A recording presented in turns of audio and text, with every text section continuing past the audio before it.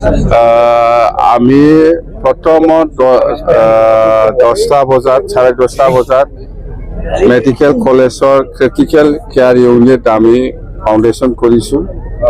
এইটো খুব ভাল।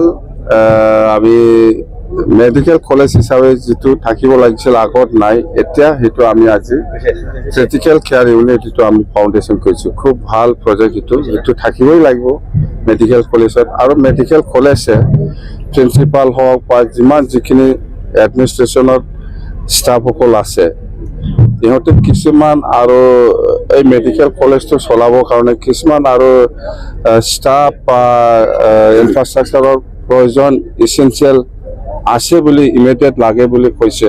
তো সেইখিনি গোটেই কথা লৈ পেলাই মই CM ছাৰৰ লগত একবাৰ এই মেছেজটো দিম আৰু বহিম।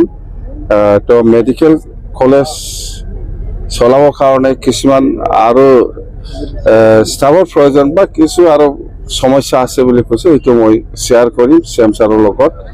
আৰু ছেকেণ্ডত আমাৰ কোকৰাঝাৰ ইউনিভাৰ্চিটিত যিটো এডমিনিষ্ট্ৰেটিভ বিল্ডিং, এই হৰিণাগুৰিত আমি ফাউণ্ডেশ্যন কৰিছোঁ। খুব ভাল নতুন ইউনিভাৰ্চিটি হিচাপে এডমিনিষ্ট্ৰেটিভ বিল্ডিঙৰ প্ৰয়োজন আছে, সেইটো আমি আজি ফাউণ্ডেশ্যন কৰিছোঁ।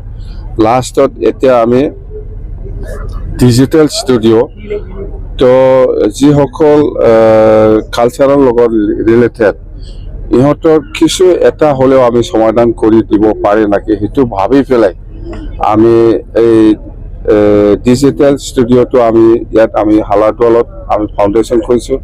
প্ৰথমত আমি 10 কোটি আমি ফাৰ্ষ্ট কিবাটো দিছোঁ, আৰু সেইটো 10 কোটিতে চাফিচিয়েণ্ট নহয় আমি জানো, হয়তো 40 কোটি 50 কোটি বা 100 কোটি লাগিব পাৰে। লাহে লাহে আমি এইটো যিমান পাৰে এই 5 বছৰৰ ভিতৰত সেইটো আমি যদি কমপ্লিট কৰিব পাৰে, আমি 5 বছৰৰ ভিতৰত BTC গভৰ্ণমেণ্ট হিচাপে অকল 10 কোটি নহয় 50 কোটিলৈকে আমি ইনভেষ্টমেণ্ট কৰিব পাৰে, আৰু ইয়াতকৈ বেছিও হ'ব পাৰে। মুঠতে ভাল ষ্টুডিঅ' হ'ব লাগে, যিসকল কালচাৰ ৰিলেটেড বিভিন্ন জাতি জনগোষ্ঠীৰ লোকসকল আছে, সিহঁতে যাতে কলকাতা, গুৱাহাটী বা দিল্লী, মুম্বাইত যাব নালাগে। এই ফেচিলিটিবিলাক আমি গোটেই ফেচিলিটিবিলাক ৰাখিবৰ কাৰণে আমি ইয়াত এই প্ৰজেক্টটো কৰিছোঁ। অকল 10 কোটিতে নহয়, বহুত লাগিব পইচা।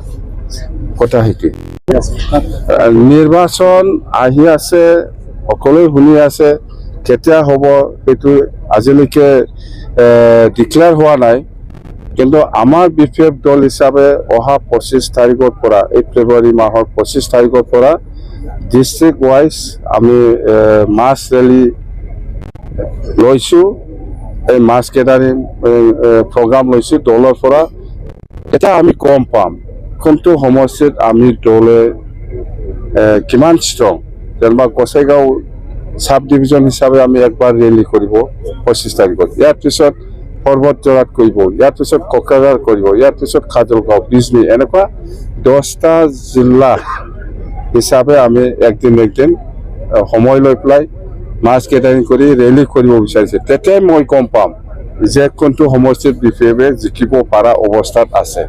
এতিয়া মই ক'ব নোৱাৰে যে চব সমষ্টিত আমি জিকিব পাৰে, সেই আজিৰ দিনত মই এইটো ক'ব নোৱাৰোঁ। মুঠতে মই ৰেলী কৰি চাম, তেতিয়া মই গম পাম যে এই সমষ্টিত আমি জিকিব পাৰোঁ। ৰাজ্যসভাৰ সাংসদৰ বাবে তাত ৰাজ্যসভা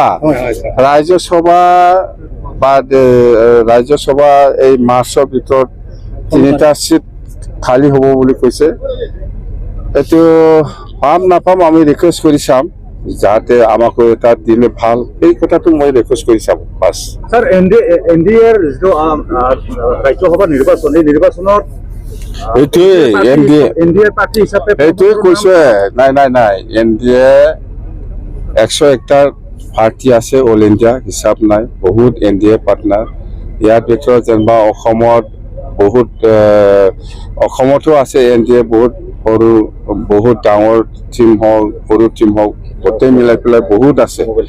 তো ইয়াৰ ভিতৰত ৰাজ্যসভা MP টো আমি পাম না কোনোবাই পাব, এতিয়া সেইটো লৈ মই চিৰিয়াছ নহয় মুঠতে। প্ৰধানমন্ত্ৰী ডাঙৰীয়া আহি আছে অসমত মাৰ্চ মাহত। এনেকুৱা এইফালে প্ৰথম সপ্তাহৰ ভিতৰত আহিব বুলি আমি শুনি আছো যদি প্ৰথম সপ্তাহ নহয় সেকেন্ড উইকতো আহিব পাৰে যেনক কোকৰাঝাৰ গেলেম্পু যিটো ৰেলৱে ট্ৰেক ৰেলৱে লাইন সেইটো ফাউণ্ডেশ্যন কৰি যাব তো মোৰ এটাই কিবা যে যেহেতু বহুত বছৰৰ পিছত ভাৰতৰ প্ৰাইম মিনিষ্টাৰ নৰেন্দ্ৰ মোদী ডাঙৰীয়া আহি আছে আমি বিটিচিৰ কাৰণে কিবা একটা ভাল পেকেজ আমাক কাৰণে যাতে দি যায় তাৰ কাৰণে মই অনুৰোধ কৰিম কি ভাল পেকেজ দিয়ে সেইটো পিছৰ কথা হ'ব কিন্তু আমি অনুৰোধ জনাম যে বিটিচি বাসী ৰাইজৰ কাৰণে ভাল এটা পেকেজ দি যাওক বুলি আমি অনুৰোধ কৰিম